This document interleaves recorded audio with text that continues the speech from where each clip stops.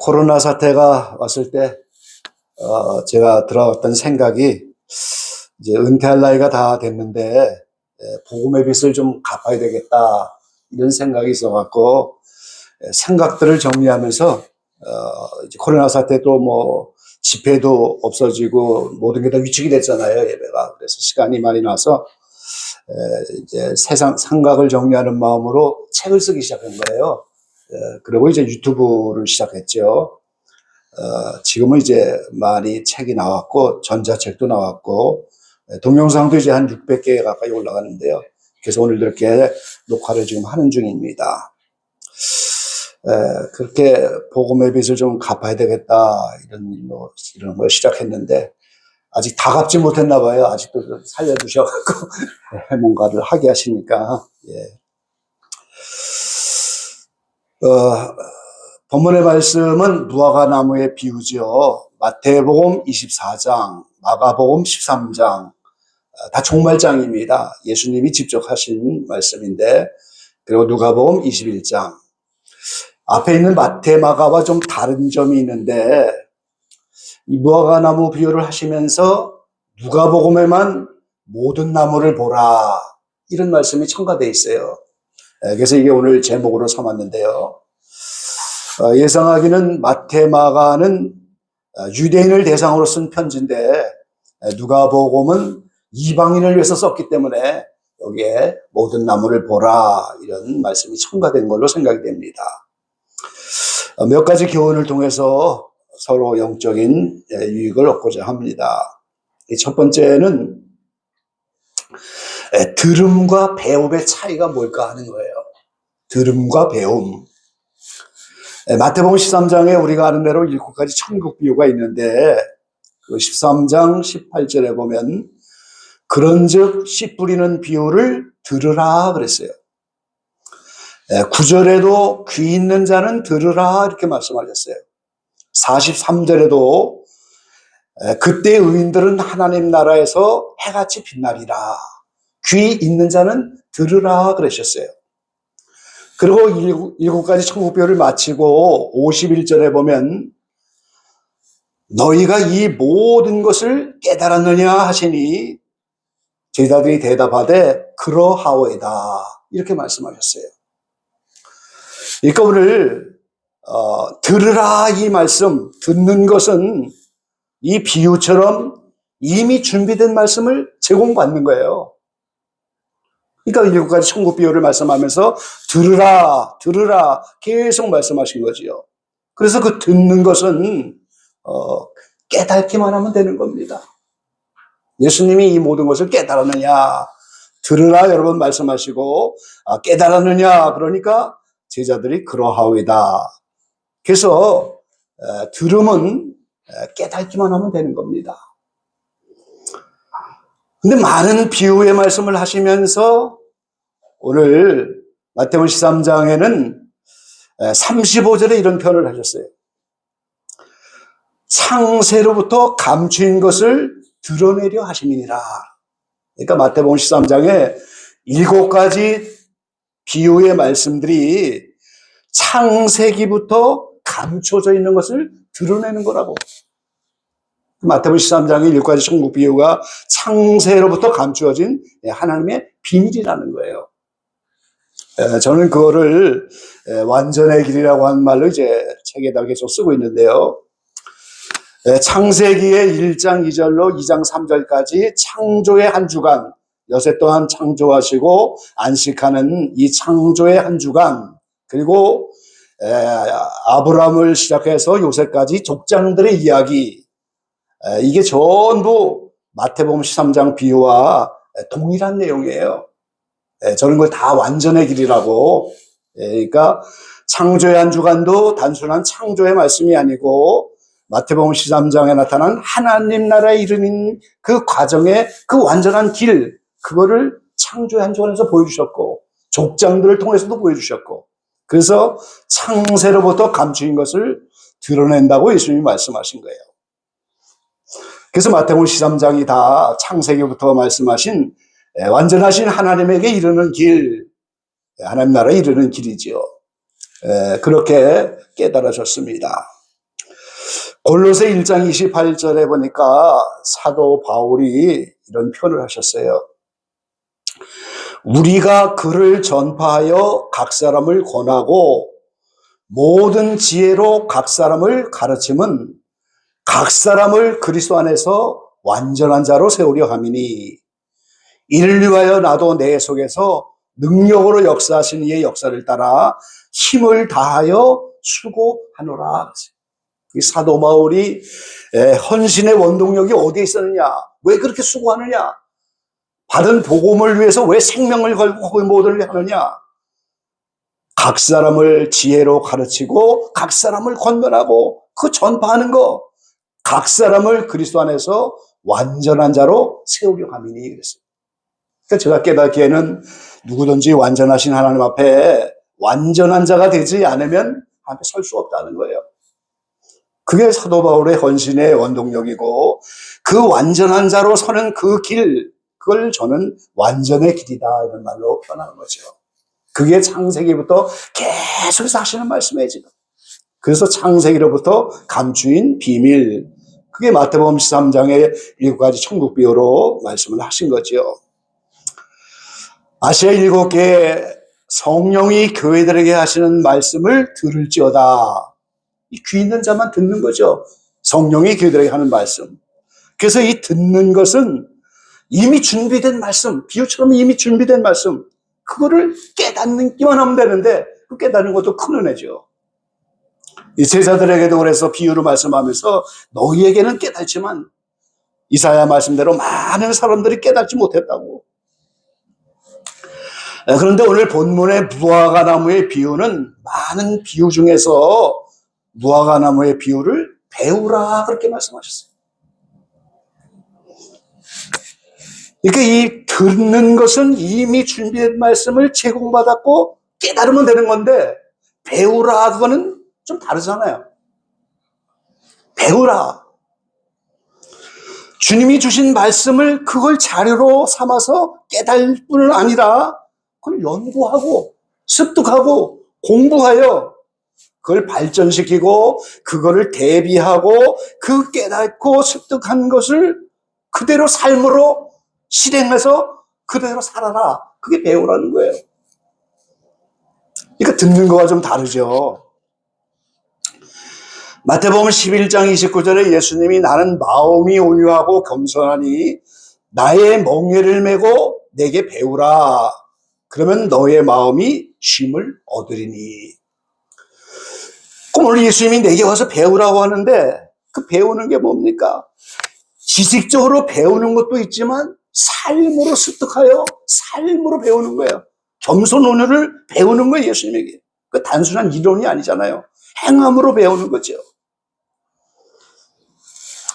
제가 어린 시절에 지금은 이제 구로 공단 쪽인데 그 구로동에 살면서 무화과 촌도 있고 막 어려운 사람들이 많이 모여 살았는데 국민학교를 졸업한 그 친구들이 다 어려우니까 공장에 취직을 하러 가요. 그 국민학교 졸업한 애들이. 한 친구가 유리공장에 이제 취직을 하러 갔는데 매일 가서 보면은 손에 무슨 자주, 멍자주, 불에 댄 자주, 상처가 많아. 그럼 매일 맞아가면서 기술을 배워. 지금은 뭐 기술이 좋겠지만 옛날에 유리공장은 이 끓는 유리물을 대롱으로 찍어서 그걸 불어갖고 전등도 만들고 병도 만들고 그 대단한 기술이거든요. 그 기술자가 돼야 돈을 많이 받으니까 이 선배들이 때려가면서 막 불에 대가면서 그 기술을 하나 습득하려고. 그 예수님이 배우라는 게 바로 그거예요. 화를 낼 수밖에 없던 그 환경에서 화 안 내는 기술. 교만할 수밖에 없는 그 자리에서 겸손하고 온유할 수 있는 기술. 그 수세기 동안에 이걸 성인들의 기술이라고 사람들은 말해요.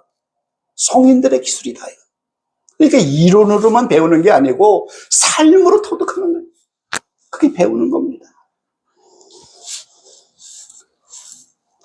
그러니까 이 무화과의 비유를 좀 깨닫고 연구하고 습득하고 그걸 대비해서 내 삶으로 그걸 준비해라. 그래서 무화과 나무의 비유를 마지막 때 되어질 이 비유를 말씀해 주신 거예요. 이론과 실기를 다 하라는 거예요. 그럼 두 번째 이 무화과는 그럼 뭡니까? 우리가 아는 대로 꽃이 없는 식물인데 사실 그 안에 우리가 식용으로 먹는 그 속에 있는 것이 그 꽃이에요, 사실. 속으로 피는 거죠, 사실. 신명기 8장 8절에 보면 가나안의 7대 소산물이 나오잖아요. 밀과 보리, 소산지요, 포도와 무화과와 석류와 감람나무와 꿀의 소산지라. 그래서 이 무화과가 대표적인 가나안의 이제 식물인데, 근데 이 단순한 무화과라는 열매를 넘어서 이스라엘의 영적인 상태, 이스라엘 나라를 나타내는 시각적인 언어예요, 지금. 이 하나님은 창세기부터 계속 그렇게 하시는 거예요. 영으로 인생 앞에 나타날 수 없는 하나님이 당신이 만들어 놓은 우주 만물에 보이는 것을 가지고 시정각용을 하시는 거예요. 계속해서 창세기부터 그렇게 합니다. 그래서 창조의 한 주간에 나오는 땅과 바다와 물과 빛과 이게 전부 눈에 보이는 그 사물을 가지고 영적인 걸 말하는 거예요. 우리 심령 안에 있는 하나님의 나라가 안 보이잖아요. 안 보이는 것들을 보이는 것으로 자꾸 시정각용을 하시고. 무화과도 그런 거죠. 이스라엘이라고 하는 이런 영적인 상태를 무화과라는 나무로 비유하셨어요. 그래서 마태복음 21장 18절을 19절에 보니까 이른 아침에 성으로 들어오실 때 시장하신지라.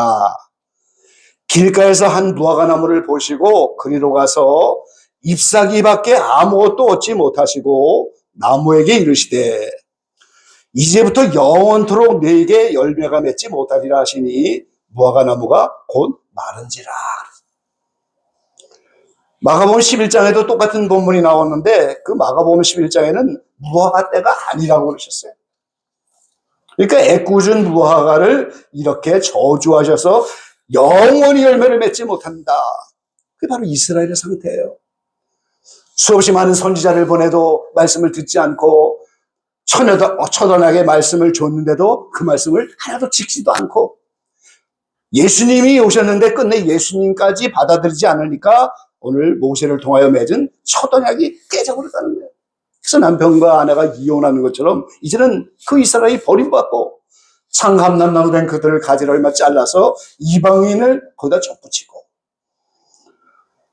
그래서 언젠가 이제 다시 무화과 비유처럼 잎을 내면 클복하는 때가 오는데 그때는 새 언약 안에 함께 구원받는 거잖아요.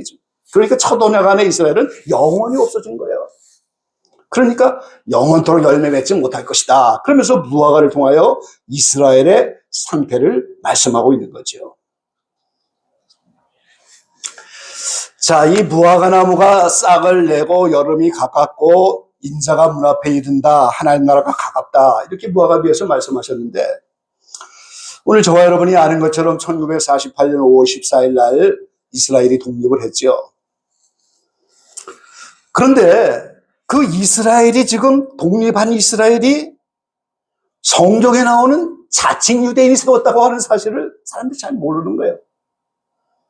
거기서부터 문제가 생기는 거죠.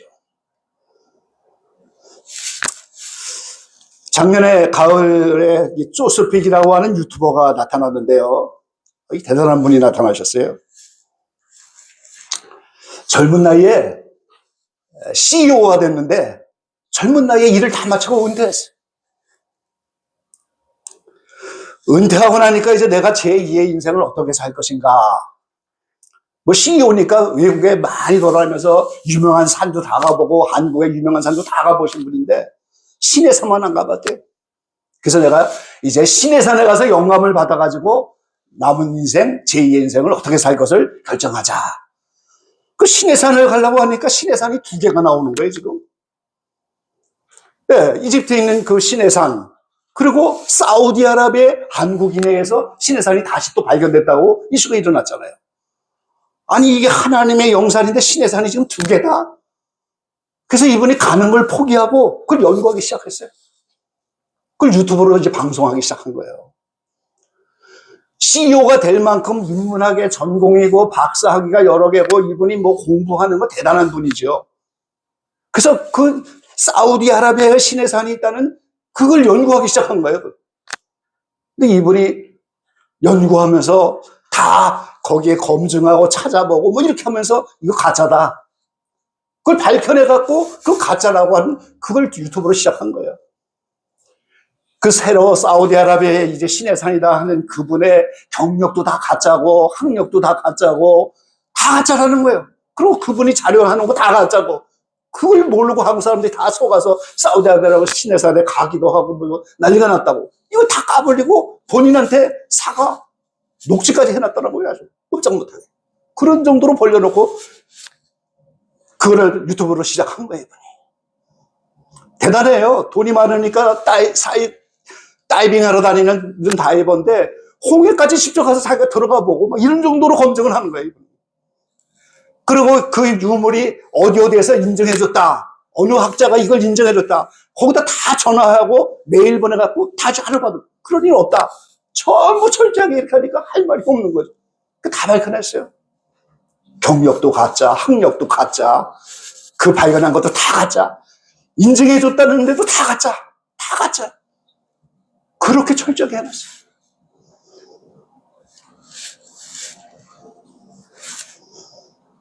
그러면서 이분이 거기에 끝나지 않고 지금 십계명에 대해서 이제 이분이 캐톨릭 교오르냐 개신교 교오르냐 이제 그거 가지고 지금 또 유튜브를 하시는데요. 저 상당한 도전을 받았어요. 이 목회자들이 예화 하나 쓰는 것도 검증하지 않고 막 쓰는 거, 이분한테 걸리면 큰일 나겠구나. 실제 막 그렇게 가요. 잘못된 예화 같은 거 막 까고 막 대단합니다.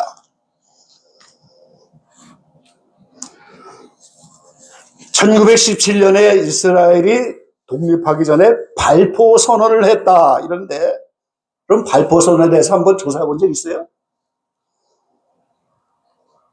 여러분 가운데 혹시 조사해 본 분이 계세요? 발포가 뭐예요? 발포가.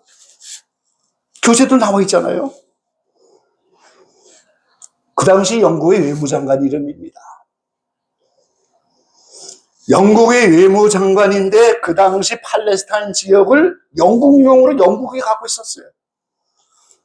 그러니까 외무장관 발포의 이름으로 그 당시에 시온으로 돌아가자. 시오니즘이 일어나고 오늘 시온 의정서를 써내가면서 나라를 세우려고 하는 그때의 자칭 유대인들. 그게 로스차일드 가문입니다. 거기다 편지를 써주는 거예요. 이제 정부에서 허락해갖고 나라를 만들도록 했습니다. 근데 그게 자칭 유대인이었어요. 참 이스라엘이 아니라는 거죠. 그럼 어떻게 되겠어요? 그 역사를 살펴야 되고 그 당시의 정치와 그 이후로 이스라엘이 어떻게 돼가 있는가, 그들이 주장하는 시온 의정서가 무슨 내용인가 그거 봐야 되잖아요. 그래서 정치와 시사를 관심을 갖게 되더라고요. 이게 이스라엘이 독립한 줄 알았는데 성경엔 또 그렇죠. 처음 것은 다 버리고 둘째 것을 세우는 게 성경 전체의 원리예요. 첫째 가인을 버리고 아벨을 세우잖아요. 사울을 버리고 다윗을 세우잖아요. 전부 그런 원리예요. 이스마엘을 버리고 이삭을 세우잖아요. 에서를 버리고 야곱을 세우잖아요. 성경은 전체가 첫째 것은 버리고 둘째 것을 세우는 거예요. 적그리스도가 먼저 오고 예수님은 나중에 오시죠. 처음 하늘 땅은 없어지고 새 하늘 새 땅이 나타나죠. 전체가 성경은 그렇게 원리가 돼 있어요. 처음 나타난 유대인들이 자칭 유대인이죠. 정신이 번쩍 들더라고요. 그럼 이게 도대체 어떻게 된 거야? 지금 자칭 유대인이 뭐야 그럼? 이 시사를 할 수밖에 없고 관심을 갈 수밖에 없게 되더라고요. 예수님이 미가서의 베들레헴에서 출생한다 분명히 성경에 예언이 되어 있는데 그게 실제로 어떻게 이루어질 것이냐? 가이사르한테 호적령이 내렸어요. 요셉이 그 베들레헴에 호적하러 갈 수밖에 없는 그 환경이 정치적으로 열렸잖아요. 호적령이 내리니까 그 고향의 베들레헴의 사람이 다 오니까 여관이 없고 그렇게 해서 말씀이 이루어지잖아요. 이 마지막 때 수없이 많은 종말의 계시와 수많은 말씀들이 있는데 이게 이 시대에 정치적으로 실제로 어떻게 이루어질 거냐? 이거는 우리가 관심을 가지고 배우라는 것처럼 연구하고 배워서 깨달아 알아야 되는 문제인 거죠. 그럼 오늘 무화과가 이스라엘이라면 모든 나무를 보라 한 오늘 말씀의 제목인 모든 나무는 뭡니까? 무화과가 이스라엘을 상징한다면 모든 나무는 뭐예요? 이 시대 모든 나라들이죠. 이 시대 모든 나무를 보라. 성경에는요, 보라라는 말이 약 800회가 나오는데 개역 성경에는 별로 번역을 안 했어요. 아주 중요한 일이 생겼을 때 지목하여 보라. 마태복음 24장에도 말씀하잖아요. 보라, 내가 미리 말하였노라. 마지막 드디어 내가 다 말해줬잖냐. 봐라. 창세기부터 타락한 그 자리에서부터 보라. 선악과를 먹고 쫓겨나는 그 자리부터 보라를 시작한 하나님의 원조예요. 보라예요. 그 지금 여기서도 보라. 모든 나무를 좀 보라. 중요하다는 거예요. 굉장히 중요한 곳에 보라를 씁니다. 그래서 이 무화과가 이스라엘이다. 그리고 이게 지금 자칭 유대인이 세운 나라고 참 이스라엘이 아니다. 그렇게 되면 그 이스라엘이 나타날 그때들의 그 시대의 모든 나무들, 그 바로 이 시대의 모든 나라들입니다. 지금 한치 앞을 알 수 없는 시대를 살아가잖아요, 여러분이요. 미국이 한치 앞을 알 수 없는 이상한 이런 나라가 됐죠. 중국이 지금 그렇잖아요. 지금 중국 안에 지금 무슨 일이 한국도 마찬가지예요. 베네수엘라, 멕시코 지금 이란하고 전쟁하려고. 그 모든 나무를 다 봐라 지금.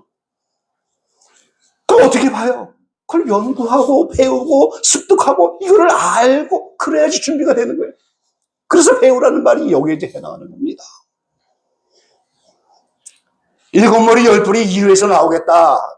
그렇게 말씀하고 있는데 우리가 다 이유가 그렇게 적구수를 낼 만큼 권력을 가진 나라입니까? 제가 볼 땐 좀 있으면 없어져요. 이유 없어집니다. 나토도 없어져야죠. 얼마 안 남았어요. 다 없어져요. 곧.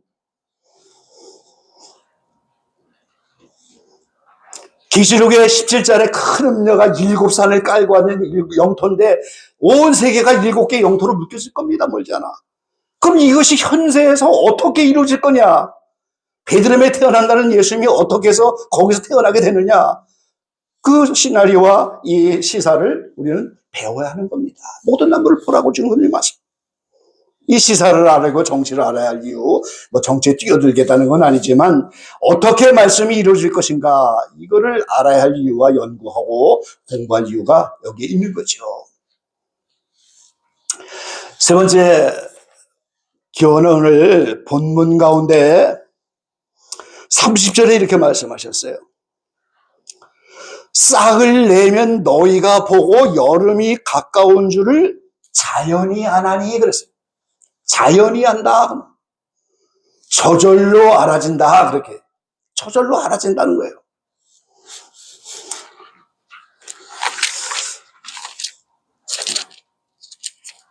데살로니가 전서 5장 말씀 한번 같이 보겠습니다.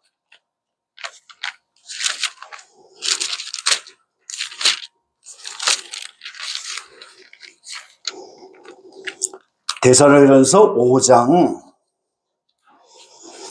자 1절에서 6절까지 한번 교독해 보시죠.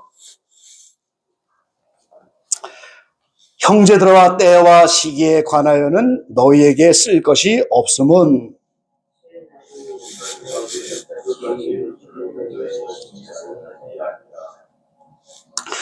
그들이 평안하다 안전하다 할 그때에 임신한 여자에게 해산의 고통이 이른과 같이 멸망이 갑자기 그들에게 이르리니 결코 피하지 못하리라.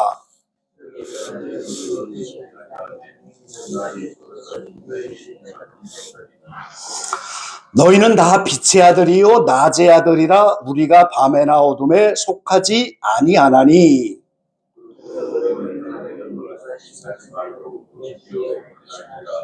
예. 여기 우리가 주님이 도적같이 오신다. 뭐 베드로 사도도 그렇게 말씀하시고 도적같이 오시는 건 분명한데 깨어있고 정신 차리고 있고 오늘 어둠에 속하지 않은 빛의 자녀, 낮의 아들 이들에게는 도적과 같이 오지 못한다 이렇게 말씀하고 있잖아요. 그렇다고 뭐 몇 월 며칠 시간을 말하는 것이 아니에요. 도적같이 오지 못할 것이다.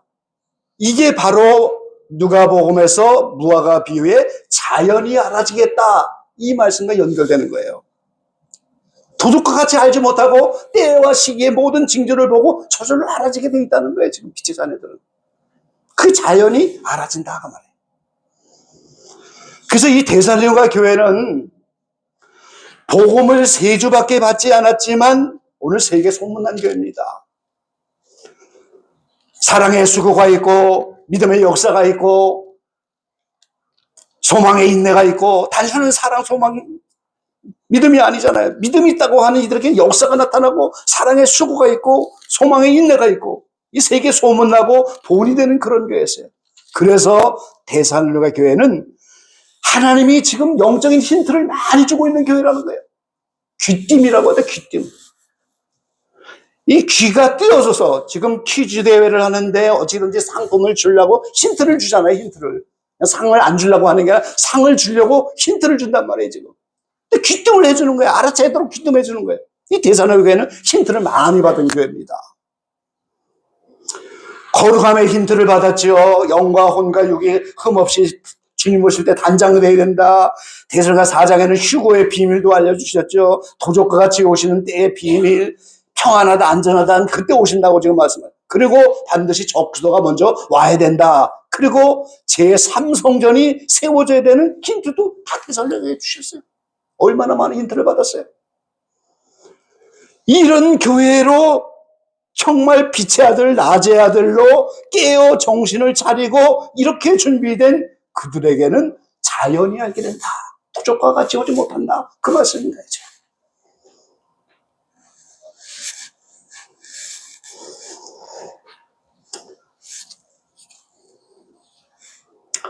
오늘 은혜교회와 시찰의 모든 분들 깨어있게 되기를 간절히 바랍니다.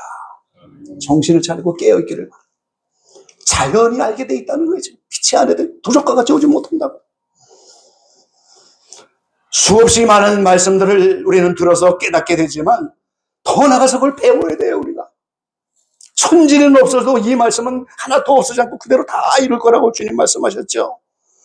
그리고 33장에 오늘 비유가 끝나면 33절의 비유가 끝나면서 34절에 바로 이렇게 연결하잖아요. 너희는 스스로 조심하라. 그렇지 않으면 방탕함과 술 취함과 생활의 염려로 마음이 둔하여지고 뜻밖의 그날이 덫과 같이 너희에게 임하리라. 덫이 뭐예요? 그 욕심 때문에 결국 다 걸려버리는 그 덫과 같이 그날이 오는데, 평안하다 안전하다 생각하는 그때 오늘 임신한 여자에게 해산의 날이 오는 것처럼 반드시 오게 돼 있다고. 그래서 그거를 배우고 준비하여 배운 것을 가지고 삶으로 이렇게 실행할 수 있는 그런 사람으로 준비되라, 이런 말씀이에요. 네, 오랫동안 진리로 무장된 교단의 여러분들인데 더 깨어 기도하는 가운데 하나님의 힌트와 기쁨을 받으시고 성경을 보는 눈이 더 열리게 되시길 축원합니다. 그리고 시사의 눈도 열리기를 축원합니다. 그래서 이 마지막 때 사명 잘 감당하시는 은혜의 교회 또 시찰의 모든 분들 되시기를 주의 이름으로 간절히 축원합니다. 기도하겠습니다. 아버지 하나님 감사합니다. 오늘 은혜교회 와서 함께 말씀을 나누고 또 우리가 함께 은혜를 나눕니다. 이 교회를 세우신 뜻과 섭리가 계실 터인데 밝히 하나님 깨닫게 하시고 양 목사를 비롯하여 이곳의 모든 분들이 귀한 사역을 잘 감당하게 하시되 영적인 눈이 열어지게 하시고 깨어 기도하는 가운데 하나님의 힌트와 귀뜸을 많이 받는, 또 다니엘처럼 은총을 크게 받는 놀라운 역사가 이곳에 있게 하시고 또 시찰에게도 있도록 축복해 주시기를 간절히 원합니다. 이 무화과나무의 비유를 배우라고 하셨는데 우리가 듣는 것으로 끝나는 것이 아니고 이 시대를 연구하고 이 말씀이 어떻게 이루어지는가를 깨닫고 준비하여 삶으로 대비하는 모두 될 수 있도록 축복해 주십시오. 예수님의 이름으로 감사하며 기도 올려옵나이다. 아멘.